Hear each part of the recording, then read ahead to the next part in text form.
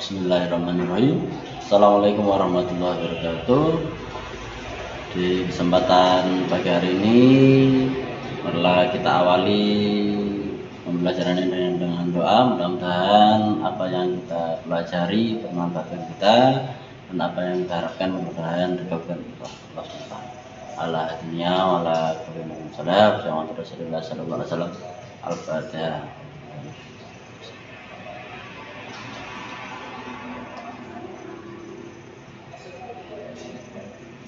Dapat diakhiri.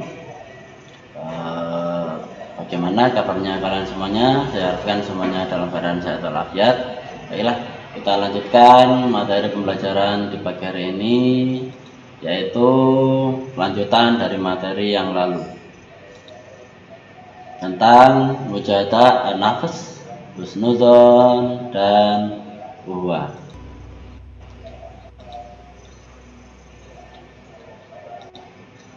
Mujahadah an-nafs adalah kontrol atau pengendalian diri, merupakan usaha sungguh-sungguh dalam melawan hawa nafsu dan juga ego diri agar terhindar dari perbuatan yang merugikan. Nah, kita tahu bahwasanya semua makhluk yang hidup itu memiliki emosional.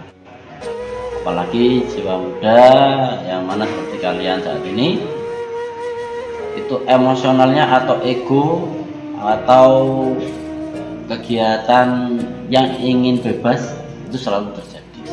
Maka dari itu kita sebagai umat muslim dituntut untuk supaya bisa mengontrol hawa nafsu itu, supaya selalu melakukan atau melaksanakan kegiatan-kegiatan yang sesuai dengan syariat Islam. Kemudian dalam surat Al-Anfal ayat 72 yang berbunyi Bismillahirrahmanirrahim, Innal ladzina amanu hajaru wa jahadu bi amwalihim wa anfusihim fi sabilillah wal ladzina awaw wa nasaru ulaika ba'dhum awliya ba'd wal ladzina amanu wa lam yuhajiru ma lahum min walayatihim min syai'in hatta yuhajiru wa in istansurukum fid dini fa'alaikumun nasr illa ala qaumin bainakum wa bainahum mitsaqun wallahu bima ta'maluna basir. Artinya, sungguhnya orang-orang yang beriman dan berhijrah serta berjihad dengan harta dan jiwanya pada jalan Allah, dan orang-orang yang memberikan tempat kediaman dan pertolongan kepada muhajirin, mereka itu satu sama lain saling melindungi. Kita dituntut untuk saling tolong menolong pada siapapun itu, terlebih kepada umat muslim. Kalau ada seorang yang membutuhkan kita dengan hal kebaikan, dalam hal sesuai dengan syariat Islam, kita wajib untuk menolong. Kecuali apabila ada seorang yang ingin minta bantuan, contohnya ingin minta bantuan mencuri atau mencelakai orang lain, itu tidak diperbolehkan. Nah, sedangkan setiap orang yang ingin minta bantuan melakukan sesuatu atau gotong royong, contoh ingin membangun rumah, selain gotong royong, itu kita wajib untuk membantunya walaupun kita dalam kondisi udzur. Kemudian, dan terhadap orang-orang yang beriman tetapi belum berhijrah, maka tidak ada kewajiban dia pun begitu melindungi mereka sampai mereka berhijrah. Nah, tadi yang sudah disebutkan, hijrah yang tadinya itu tidak tahu tentang peraturan Islam, tidak tahu mana yang baik, mereka terus pindah. Kemudian mereka berhijrah, ingin melakukan hal-hal perbuatan baik, kita wajib menolong. Tetapi jika mereka meminta pertolongan kecuali terhadap kaum yang telah terikat perjanjian antara kamu dengan mereka, dan Allah SWT mau melihat apa yang kamu kerjakan.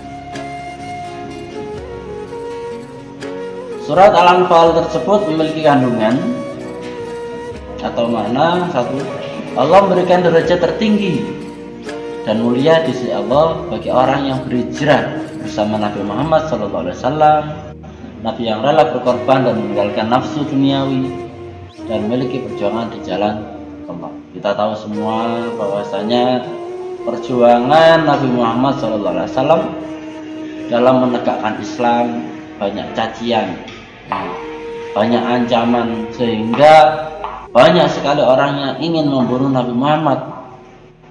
Tapi karena agama adalah agama benar, agama yang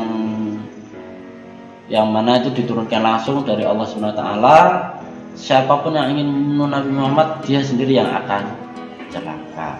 Karena siapa yang ingin menegakkan agama Islam, menegakkan baik dengan harta, benda, jiwa, raga demi majunya agama Islam, mereka akan menempatkan atau ditempatkan oleh Allah SWT pada derajat yang tertinggi di sisi Allah.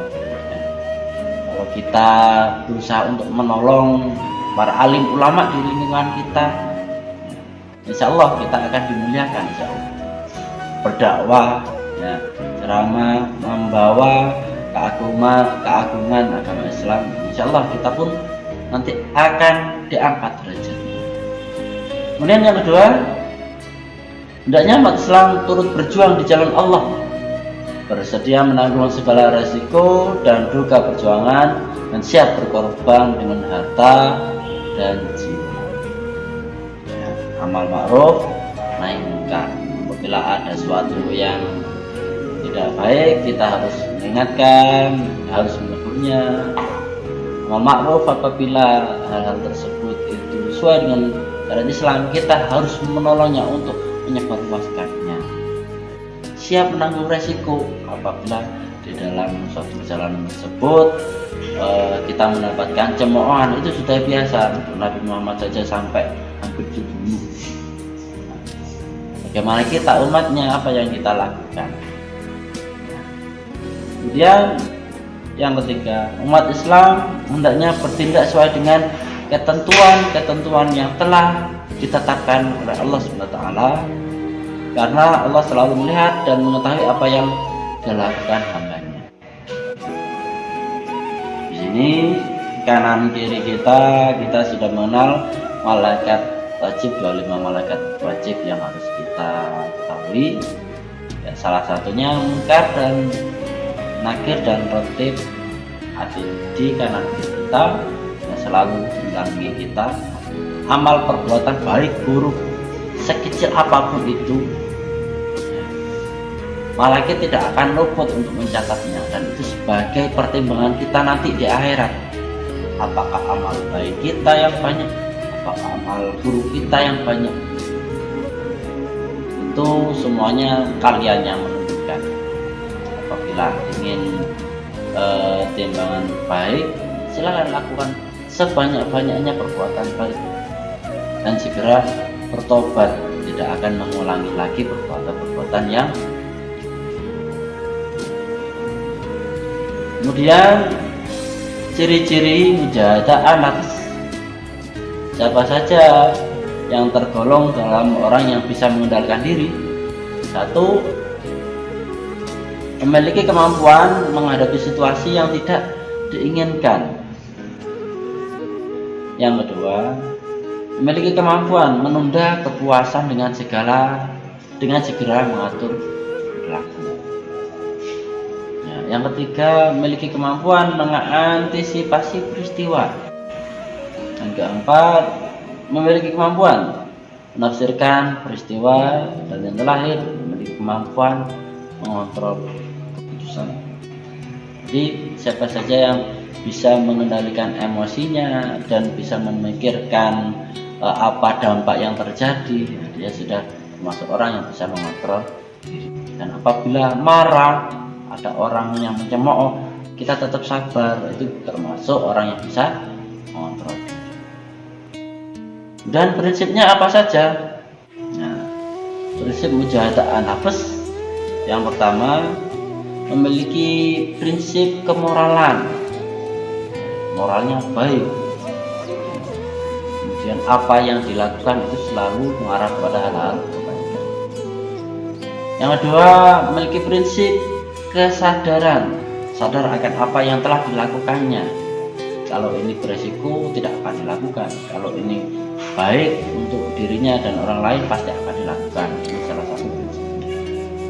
Yang ketiga, memiliki prinsip perenungan, merenung apa saja yang telah kalian lakukan selama satu hari ini, apakah terdapat kekeliruan, baik tutur kata yang kalian ucapkan ataupun perbuatan, itu semuanya akan dipertimbangkan di sisi Allah, akan dipertanggungjawabkan. Jadi orang yang termasuk bisa mengendalikan diri itu sedikit-sedikit renungi setiap apa yang telah dilakukan. Kalau itu baik, tingkatkan lagi. Kalau itu buruk, segera ditinggal. Kemudian memiliki prinsip kesabaran, sabar, artinya sabar, tidak gegabah. Lahir prinsip pengalihan perhatian positif. Maksudnya, kalau kita terdorong untuk ingin melakukan hal-hal negatif, diri kita ditekan agar supaya melakukan hal-hal yang positif. Bagaimana caranya? Nah, contoh, apabila kita berpikiran hal-hal yang jorok, langsung kita alihkan, ini tidak baik untuk kita tinggalkan, kita rubah kepada hal-hal yang baik. Contoh, kalau kita nganggur, daripada mikir hal-hal yang tidak baik, buatlah ngaji, baca Al-Quran, membaca pelajaran, hal-hal, pokoknya lakukan hal-hal yang positif. Nah, sekarang banyak sekali teknologi yang membuat pikiran kita itu rusak. Salah satunya HP. HP itu tergantung orang yang memakai dan orang yang memikirkan. Apa saja ada di dalam HP itu melalui jaringan internet. Kalau orangnya berpikir positif, insya Allah HP tersebut bermanfaat bagi pemakai. Sebaliknya, kalau orang yang memegang itu berpikir negatif, alhamdulillah dzalik, HP itu akan membuat dirinya terjun ke lubang hitam atau ke dosa. Jadi, kemudian berkaitan dengan hadis tentang mujahadah nafas, bahwasanya hadis riwayat An-Nasa'i dari Jabir yang artinya, mulailah berbuat baik kepada dirimu sendiri, makan, beri nafkahlah dirimu lebih dahulu. Bila masih ada yang akan kau nafkahkan, berikanlah kepada keluarga. Bila masih ada lagi sudah memberi keluargamu, berikanlah kepada karib kerabatmu. Dan bila masih ada lagi sesudah memberi karib kerabatmu, maka bertindaklah seperti itu, yaitu utamakanlah yang lebih erat hubungannya dengan orang yang akan diberi nafkah itu, dan demikianlah seperti itu. Jadi kita dituntut untuk saling memberi apapun itu, baik harta, benda ataupun jiwa dan raga. Tapi terutama dirimu dulu yang harus kalian selamatkan. Mujahadah nafs sudah, kita lanjut kepada husnudzon. Apa itu sih husnudzon? Husnudzon berasal dari dua suku kata. Yang pertama adzan, yang artinya baik. Kemudian husnu, yang artinya baik. Yang pertama azan, husnu mengandung arti baik, dan azan artinya dugaan atau prasangka. Berdasarkan istilah, husnudzon adalah sikap atau keadaan jiwa yang berprasangka baik atau positif thinking. Pikiran kita agar supaya tidak lari kemana-mana, kita harus berprasangka baik, yaitu berhusnudzon. Sebaliknya, lawan kata husnudon adalah suudzon, selalu berpikir negatif. Baik, di dalam salah satu surat Al-Baqarah ayat 216 bisa dilakukan dengan beberapa cara. Yang pertama, husnudon kepada Allah. Dengan cara apa? Satu, senantiasa taat dan patuh terhadap perintah Allah. Dan yang kedua, bersyukur apabila mendapatkan nikmatan. Kita selalu caranya bagaimana untuk selalu berhusnudon kepada Allah. Ya, kita laksanakan perintah-perintahnya apa saja, sholat, zakat, ya, kemudian saling menolong, puasa, kemudian haji bila mampu.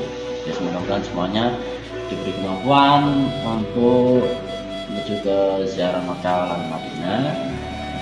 Semoga memiliki kemampuan untuk semuanya sampai ke Makkah. Kemudian bersyukur apabila mendapatkan kenikmatan apapun itu. Kalian bisa kedip, bisa merasakan nikmatnya makanan setiap hari, sejuknya udara pagi, ya. Banyak sekali kenikmatan yang kita peroleh, kita sendiri yang tidak merasakan. Nah, itu termasuk orang-orang yang merugi. Karena apa? Tidak tahu nikmat apa yang kalian peroleh. Bukan nikmat uang, tapi nikmat sehat. Kita bisa kentut. Nah, untuk bilang kalau orang nggak bisa kentut ke rumah sakit habis berapa juta. Ya, nafas yang kita hirup per detik, per menit, kalau di rumah sakit dihitung berapa rupiah yang perlu kita keluarkan. Sini kita hirup udara bebas, ya, tanpa ada sepeser pun. Allah hanya meminta agar supaya menyukuri nikmat itu. Jangan gunakan sisa-sisa hidup kita untuk perbuatan-perbuatan yang merugikan diri kita sendiri. Dan pada dasarnya kalian sendiri yang rugi apabila tidak bisa menyukuri nikmat itu. Bayangkan kita diangkat sedikit saja kenikmatan rasa, lidah kita tidak bisa merasakan, kita bingung, ya, tidak bisa mencium bau aroma sedap sate, bingung, akhirnya ke rumah sakit, uang lagi. Sedangkan kita gratis. Allah hanya minta agar supaya semua umatnya untuk beribadah kepada-Nya. 3, bersabar dan ikhlas apabila mendapatkan ujian serta cobaan. Semua yang telah diujikan kepada kita, yakinlah Allah tidak akan memberi beban kepada siapa saja, ya, selama umat tersebut tidak mampu, ya. Tidak akan memberi cobaan apabila tidak mampu. Pasti memberikan cobaan yang yang dimampui oleh orang tersebut.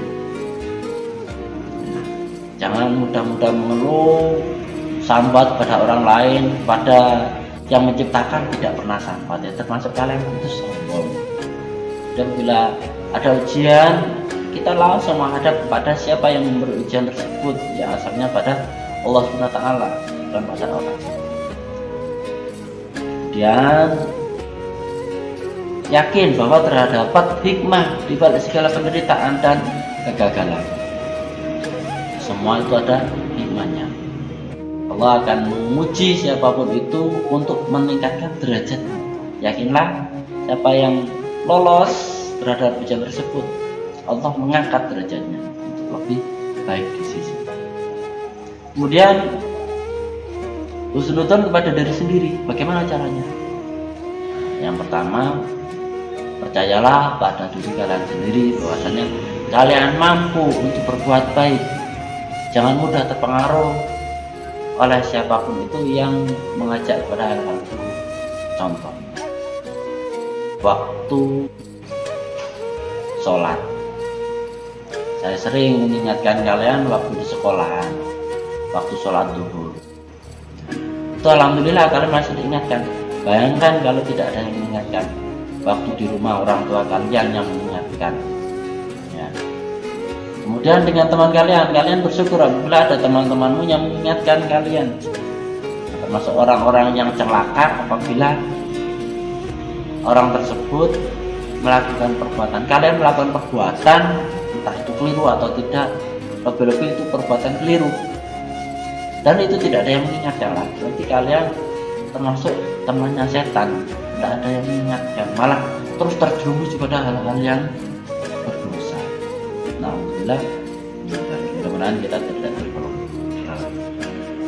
Kemudian yang kedua, gigih, ulet,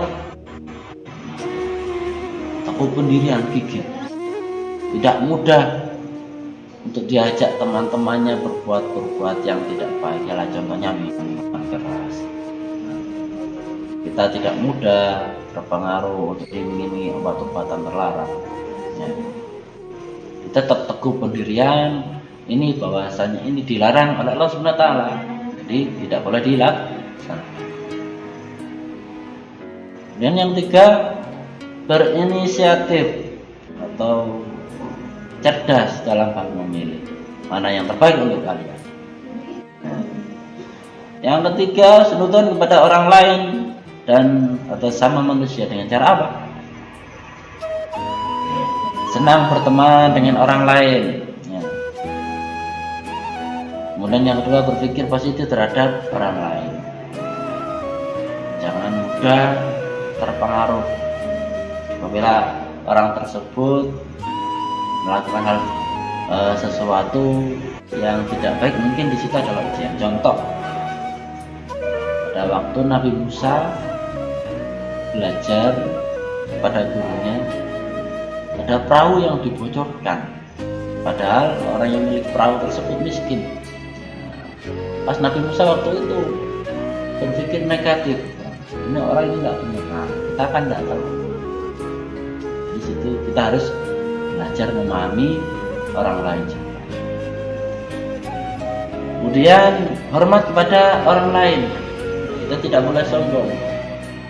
Lebih-lebih kepada guru kita yang memberi pembelajaran kepada kita, memberi ilmu kepada kita, menuntut kita sebagai kita. Yang ketiga, tidak ada perasaan curiga terhadap orang lain, lebih-lebih kepada tetangga kanan kiri kalian. Kemudian di dalam surat Al-Hujurat ayat 12 yang berbunyi, Bismillahirrahmanirrahim, Ya ayyuhalladzina amanu jatanibu katsiran minadh-dhonn inna ba'dadh-dhonni itsmun wa la tajassasu wa la yaghtab ba'dukum ba'dhan ayuhibbu ahadukum ayakulalah ahimaitan fakarihtum wa taqullaha innallaha tawwabur rahim. Artinya, hai orang-orang yang beriman, jauhilah kebanyakan prasangka atau kecurigaan, karena sebagian dari prasangka itu dosa. Dan janganlah mencari-cari keburukan, dan janganlah menggunjingkan satu sama lain. Adalah seorang di antara kamu yang suka memakan daging saudaranya yang sudah mati, maka tentulah kamu merasa jijik kepadanya, dan bertakwalah kepada Allah.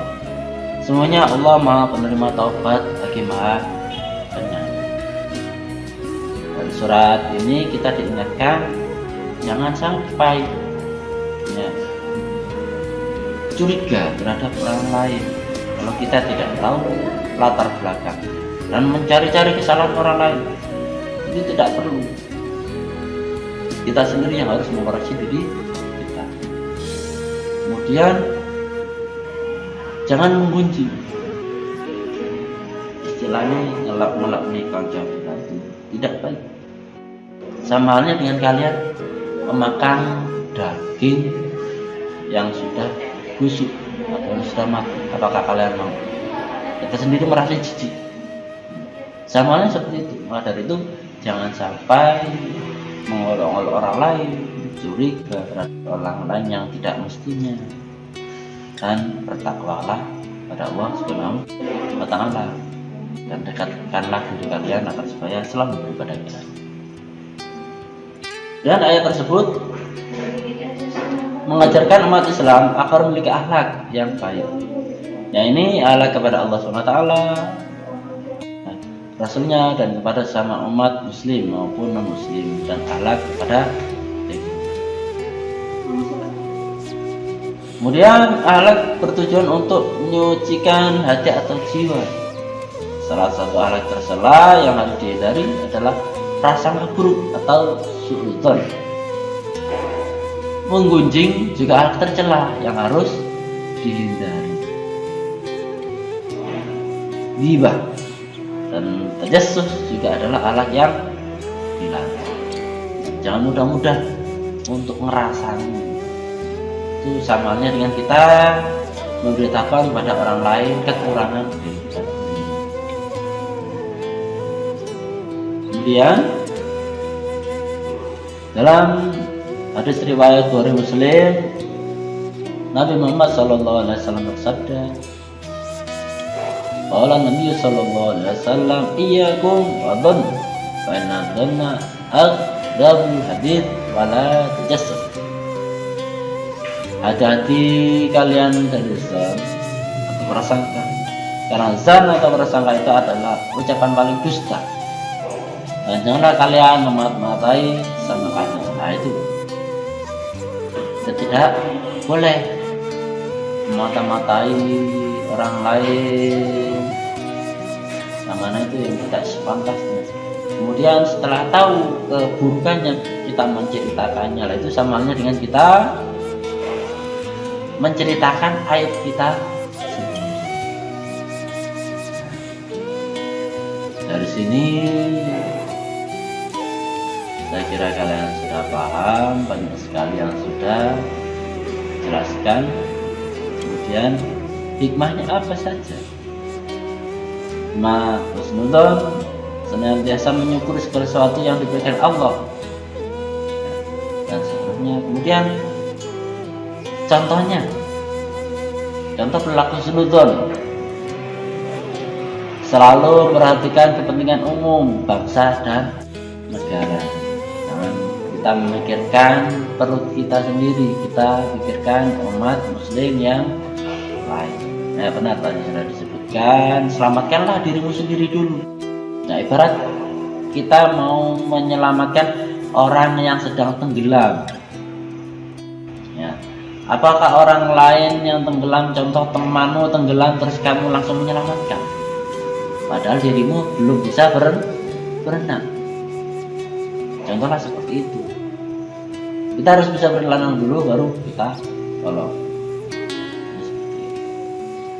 Kemudian suka memberikan pembinaan yang baik kepada sesama, gemar memberikan pertolongan kepada sesama, selalu menjauhkan diri dari perilaku egois dan seterusnya.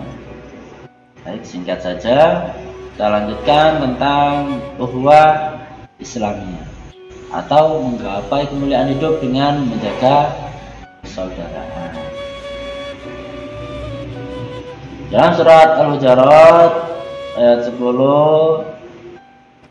bahasanya Allah Subhanahu wa Ta'ala menyatakan, innamal mu'minuna ihwatun fa aslihu baina akhwaykum wattaqullaha la'allakum turhamun. Artinya, orang-orang yang beriman itu sungguhnya bersaudara.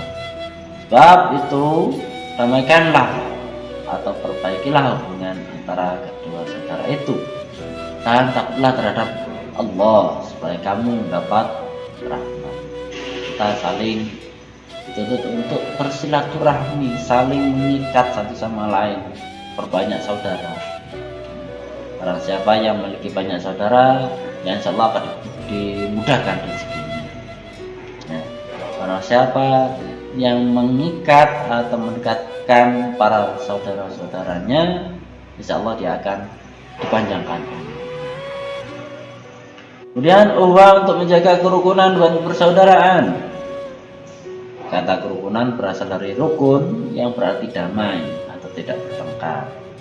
Adapun maksud perlunya persatuan dan kerukunan adalah karena manusia diciptakan sebagai makhluk individu sekaligus sebagai makhluk sosial, saling tolong. Manfaatnya apa? Dalam riwayat Al-Bukhari dan Muslim menyatakan 3 perkara akan mendapatkan rasa manis dan lezat iman sebagaimana sabda Rasul, yaitu 3 perkara yang barang siapa mendapatinya dia akan merasakan manisnya iman, yaitu dia mencintai Allah dan Rasulnya melebihi daripada kecintaan kepada selain keduanya. Dia nomor 2 mencintai saudaranya dan dia tidaklah mencintainya melainkan karena Allah. Yang ketiga, dia membenci untuk kembali kepada kekufuran sebagaimana dia membenci untuk dilemparkan ke dalam an-nar. Jadi 3 hal tersebut yang mana adalah rasa manis dan lezatnya iman. Nah, kemudian manfaatnya apa tentang ukhuwah Islamnya itu? Tentang ukhuwah maksudnya Allah akan melindungi dari kengerian pada akhir kiamat kelak. Kita tahu contoh-contoh kecil pun sudah terjadi, kiamat kecil ya, sugro sudah terjadi. Lalu apa?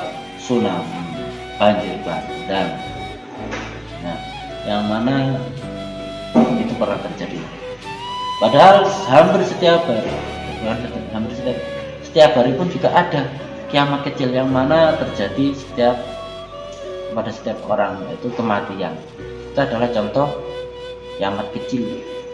Itu adalah gambaran apabila kita bisa memetik hikmahnya dari kejadian tersebut, insya Allah akan menambah keimanan diri kita. Dia mencintai karena Allah akan mendatangkan iman yang akan mengantarkan ke surga. Kalian yang masa remaja seperti ini,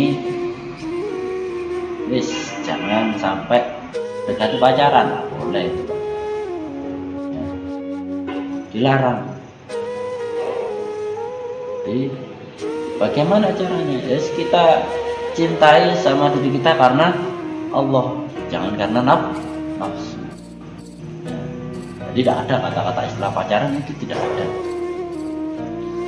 Jadi kalau suka terhadap seorang, lihat dirimu sendiri. Apabila sudah mampu, barulah kalian mendekati kepada orang tuanya dan minta baik-baik. Jadi dilarang untuk pacaran. Kemudian ukhuwah akan melahirkan akhlak yang sempurna. Akhlak sempurna maksudnya yang selalu sesuai dengan syariat Islam. Yang terakhir, ukhuwah akan memperkokoh kekuatan kaum muslim. Karena tadi sudah disebutkan dalam husnudzon, berprasangka baik sama umat muslim, dituntut untuk saling memperkuat. Jadi tidak saling suudzon.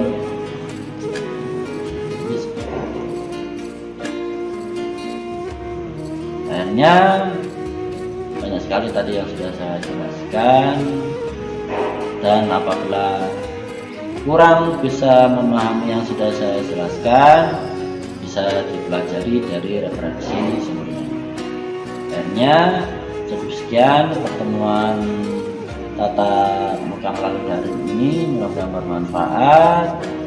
Kurang lebihnya mohon maaf. Assalamualaikum warahmatullahi wabarakatuh.